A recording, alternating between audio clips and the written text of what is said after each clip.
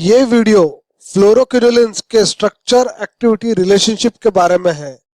इस वीडियो में हमने कुछ ऐसी बातें बताई है जो आप नहीं जानते, तो आपसे ये रिक्वेस्ट है कि इस वीडियो को एंड तक जरूर देखें।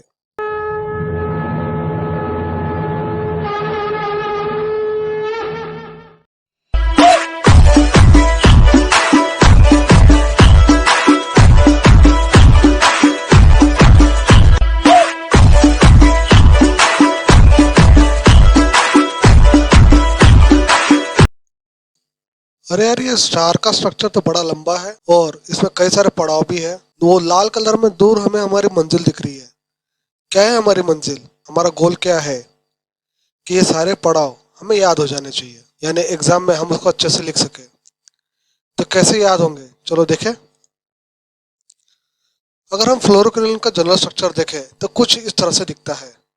इसमें बहुत सारे वेरिएशंस है। सारे वेरिएशंस को अगर जोड़ ले तो ये 10 वेरिएशन है, जिसमें 8 रिंग के बाहर है और 2 रिंग के अंदर में है। ये वेरिएशंस फ्लोरोक्विनोलिन की एक्टिविटी डिफाइन करता है। एक्टिविटी यानी क्या? फ्लोरोक्विनोलिन के लिए एक्टिविटी यानी क्या? यानी वो स्पेक्ट्रम के कौन से बैक्टीरिया को मार सकता है। अगर एक्टिविटी बढ़ रही है, हम ये कह रहे हैं, इसका मतलब स्पेक्ट्रम बढ़ रहा है। अगर एक्टिविटी गिर रही है, इसका मतलब स्पेक्ट्रम गिर रहा है।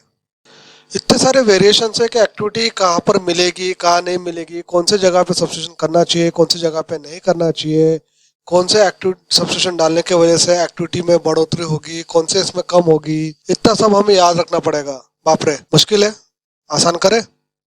अब जितने भी फ्लोरोक्विनोलिन्स है, उनके अगर सब्स्टिट्यूशन पैटर्न देखे तो हमें दो टाइप के वेरिएशन दिख के आते हैं। पहला है फार्माकोफोरिक सब्स्टिट्यूशन और दूसरा है वेरिएबल सब्स्टिट्यूशन। फार्माकोफोरिक सब्स्टिट्यूशन यानी क्या? फार्माकोफोरिक सब्स्टिट्यूशन यानी वो सब्स्टिट्यूशन जो फ्लोरोक्विनोलिन में होने चाहिए। अगर वो नहीं रहेंगे तो एंटीबैक्टीरियल एक्टिविटी नहीं मिलेगी। यानी ये सब्स्टिट्यूशन डिसाइड करता है कि कंपाउंड एंटीबैक्टीरियल होगा या नहीं होगा। वेरिएबल सब्स्टिट्यूशन यानी क्या? कि वो सब्स्टिट्यूशन डालने के बाद एक्टिविटी में बढ़ोतरी होगी या कम होगी, ग्राम पॉजिटिव के खिलाफ काम करेगा कि ग्राम नेगेटिव के खिलाफ काम करेगा, कि दोनों के खिलाफ काम करेगा, हाफ लाइफ कैसा होगा, ये सारा डिसीजन वेरिएबल सब्स्टिट्यूशन करेगा। तो चलो एक एक करके देखते हैं। पहले फार्माकोफोरिक सब्स्टिट्यूशन क्या है।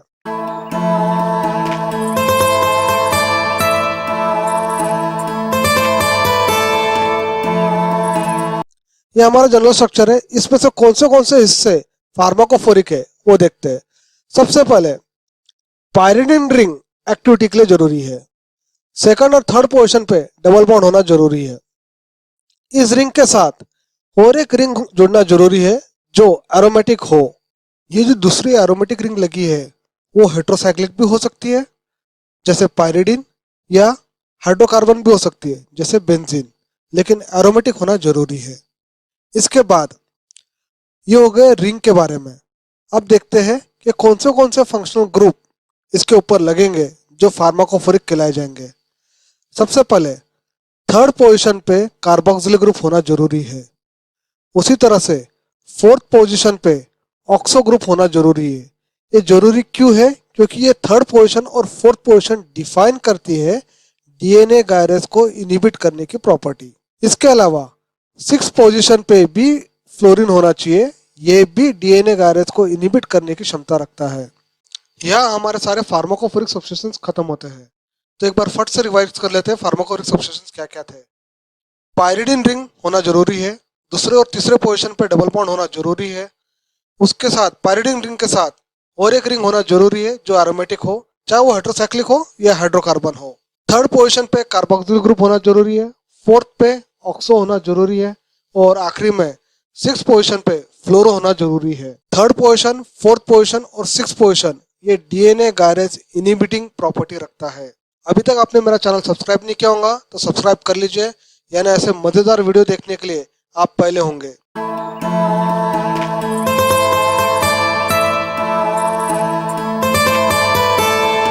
फार्माकोफोरिक सब्स्टिट्यूशन होने के बाद अब बारी है वेरिएबल सब्स्टिट्यूशन की। तो कौन से वेरिएबल सब्स्टिट्यूशंस है जो फ्लोरोक्विनोलिन की एक्टिविटी डिफाइन करते हैं। R1, R2, R5, R7, R8 के रिंग के ऊपर और R2 के रिंग के ऊपर। इतने वेरिएबल सब्स्टिट्यूशंस अब बचते हैं। चलो एक एक करके देखते हैं।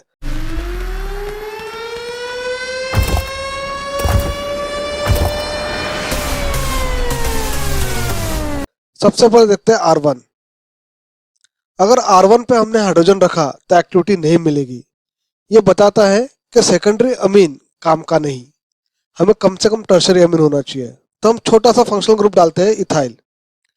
जैसे इथाइल डालते हैं एक्टिविटी बहुत अच्छी मिल जाएगी। एग्जाम्पल है नॉरफॉक्सासिन, जो नैलिडिक्सिक एसिड से बहुत अच्छे हैं। अब इस इथाइल को अगर हम कन्वर्ट कर दें किसी रिंग सिस्टम में जैसे साइक्लोप्रोपाइल, तो एक्टिविटी और ज्यादा बढ़ जाएगी। एग्जाम्पल है सिप्रोफॉक्सासिन। सिर्फ इतना करके अगर एक्टिविटी और बढ़ रही है तो लेट्स ट्राई कि इसके ऊपर हम कोई सब्स्टिट्यूशन करके देखें इथाइल पे और साइक्लोप्रोपाइल पे। तो इथाइल और साइक्लोप्रोपाइल पे हमने सब्स्टिट्यूशन किया तो ग्राम नेगेटिव कवरेज बहुत अच्छा मिल जाता है।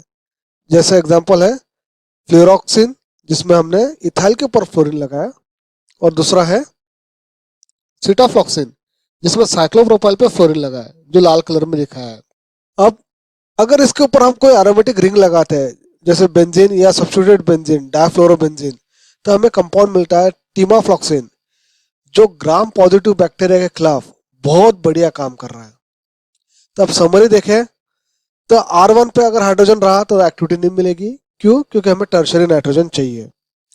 अगर R1 पे हम छोटा सब्स्टिट्यूशन डालते हैं जैसे इथाइल साइक्लोप्रोपाइल, तो एक्टिविटी बढ़ जाएगी। इन छोटे सब्स्टिट्यूशंस के ऊपर अगर हम फर्दर सब्स्टिट्यूट करते हैं तो एक्टिविटी और अच्छी हो जाएगी।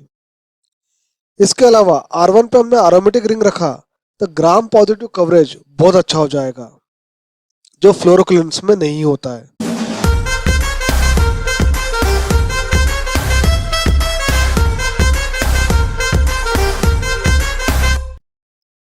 अब देखते हैं R2 का। अगर R2 पे हाइड्रोजन है तो एक्टिविटी अच्छी है। R2 का हाइड्रोजन हटा के हमने कोई भी दूसरा फंक्शनल ग्रुप डाला, चाहे छोटा हो या बड़ा हो, हमें एक्टिविटी बिल्कुल नहीं मिलेगी। इसकी वजह यह है कि R2 का हाइड्रोजन ये स्टेरिक हिंड्रेंस प्रोड्यूस नहीं करता है, लेकिन कोई भी सब्स्टिट्यूशन रहेगा तो स्टेरिक हिंड्रेंस प्रोड्यूस करेगा थर्ड पोजीशन पे, जहाँ पे कार्बोक्सिल ग्रुप है और जो डीएनए गायरस को बाइंड करके उसको इनहिबिट करता है। इसलिए R2 क्या होना चाहिए? हमेशा हाइड्रोजन होना चाहिए। अगर R2 का जो कार्बन है उसे हम हटा के नाइट्रोजन करते हैं तो हमें 1,2 नैप्थेरिडीन रिंग सिस्टम मिल जाएगी, जो एक्टिव है लेकिन फ्लोरोक्लोरीन से ज्यादा नहीं। इसलिए कार्बन रहने दिया तो बढ़िया है।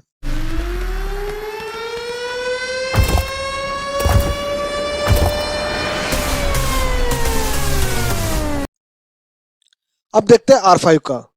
R5 के ऊपर हाइड्रोजन रखे तो एक्टिविटी है। बहुत सारे फ्लोरोक्लोरीन ऐसे हैं जहां पे R5 पे हाइड्रोजन ही है लेकिन वो एक्टिव है। अगर R5 पे मैं इलेक्ट्रॉन डोनेटिंग ग्रुप जैसे अमाइनो, मिथाइल ये डालता हूँ तो इन ऐसे कंपाउंड्स की टिश्यू परमेबिलिटी बढ़ जाएगी, यानी अंदर तक जाके ये बैक्टीरिया को किल करने में हेल्प करेंगे। इसलिए इनका स्पेक्ट्रम भी बढ़ जाता है। इसमें कौन कौन से एग्जाम्पल आते हैं, चलो देखते हैं। इसमें आता है स्पारफॉक्सासिन, जहाँ पे 5वें पोजीशन पे अमाइनो लगा है, लाल कलर में दिखाया अपन ने। दूसरा है मिथाइल ग्रुप लगा हुआ 5वें पोजीशन पे, ड्रग का नाम है ग्रिपाफ्लॉक्सिन। तो यहां तक आपने देखा कि R1, R2 और R5 अपन देख चुके हैं।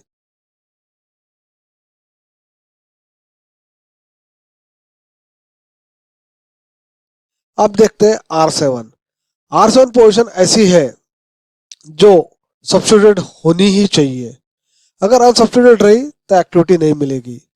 अगर मैं वहां पे R7 पे एक सिंपल सा एलिफेटिक चेन लगा देता हूँ या उसको सब्स्टिट्यूटेड एलिफेटिक चेन लगाता हूँ तो एक्टिविटी थोड़ी बहुत बढ़ेगी, कुछ खास फर्क नहीं होगा इनएक्टिव कंपाउंड से। अगर मैं इसके जगह एलिफेटिक रिंग सिस्टम जो हेट्रोसाइक्लिक हो रहेगी ऐसे रिंग लगाता हूँ तो एक्टिविटी बहुत अच्छी बढ़ जाएगी। अभी तक 3 रिंग सिस्टम ट्राई की गई। पहली है पायरोलिडिन, दूसरी है पाइपराइजिन और तीसरी है एजेपिन। चलो एक एक करके देखते हैं। जैसे हमने कहा R7 पे हाइड्रोजन है तो नो एक्टिविटी, लेकिन R7 के जगह पे हमने एलिफेटिक चेन डाला तो हमें एक्टिविटी थोड़ी बहुत बढ़ के मिली। एग्जाम्पल है पाजुफ्लॉक्सिन जहां पे साइक्लोप्रोपिल अमीन लगा हुआ है। अब R7 पे अगर मैं पायरोलिडिन डालता हूं या सब्स्टिट्यूटेड पायरोलिडिन डालता हूं तो ये सब्स्टिट्यूशन ग्राम पॉजिटिव के लिए बहुत अच्छा है। यानी पायरोलिडिन ग्राम पॉजिटिव के लिए और बाकी कवरिंग्स ग्राम नेगेटिव के लिए। नेक्स्ट देखते हैं, इसका एग्जांपल है टोजोफ्लॉक्सिन जहां पे 7वें पोजीशन पे 3 अमाइनो पायरोलिडिन लगा हुआ है।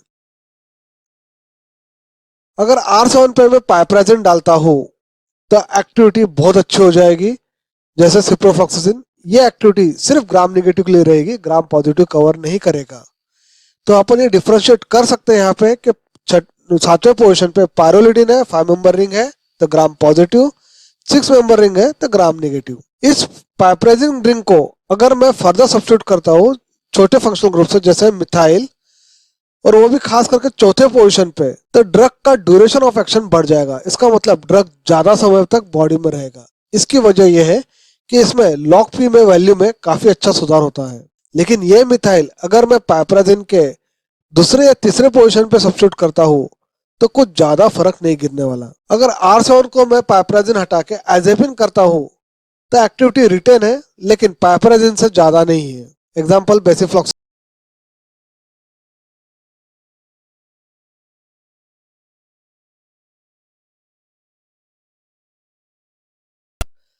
अब R8 पोजीशन पे देखते हैं।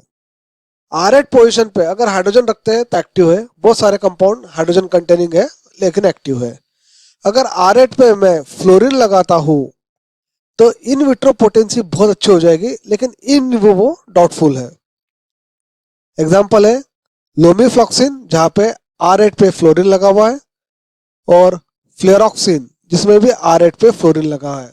अगर R8 का फ्लोरीन हटा के मैं क्लोरीन करता हूं तो क्लिनाफ्लॉक्सिन कंपाउंड होता है जो एक्टिव है। अगर मैं वहां का क्लोरीन हटा के ऑक्सीजन लगाता हूँ या सब्स्टिट्यूटेड ऑक्सी ग्रुप लगाता हूँ जैसे मिथॉक्सी गैटिफ्लॉक्सासिन में, तो स्पेक्ट्रम काफी हद तक बढ़ जाता है। ये मिथॉक्सी को अगर मैं रिंग सिस्टम में कन्वर्ट कर देता हूँ, R1 और R8 को बीच में एक रिंग बना देते हैं, तो ये एक्टिव कंपाउंड होता है ग्राम पॉजिटिव और ग्राम नेगेटिव के लिए, और इस कंपाउंड में जान आ जाती है। ये बहुत ज्यादा पोटेंट हो जाता है। एग्जाम्पल है ओफ्लॉक्सासिन। तो दोस्तों, आपको ये वीडियो कैसा लगा कमेंट में बताना मत भूलिएगा, लाइक करना भी मत भूलिएगा, और अगर आपने अभी तक मेरा चैनल सब्सक्राइब नहीं किया हो तो चैनल को सब्सक्राइब करें और कोचिंग फ्री इंडिया मिशन में पार्ट लें। तो दोस्तों, आपसे अलविदा लेने से पहले आज का इस वीडियो का अपन समरी कर लेते हैं।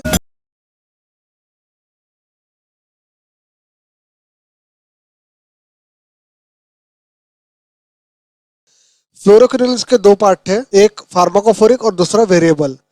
फार्माकोफोरिक 3, 4 और 6 पोजीशन पे एसेंशियल था, रिंग सिस्टम एसेंशियल थी। वेरिएबल में R1 पे पोटेंसी कंट्रोल होती है, R5 पेनिट्रेशन बढ़ाता है, R7 पोटेंसी के साथ साथ फार्माकोकाइनेटिक प्रॉपर्टी देता है, और R8 फार्माकोकाइनेटिक प्रॉपर्टी के साथ साथ एनारोबिक बैक्टीरिया के लिए भी एसेंशियल है। तो लगता है गोल अचीव हो गया। हाँ, चलो फिर अब आज के लिए इतना ही, फिर मिलेंगे, बाय।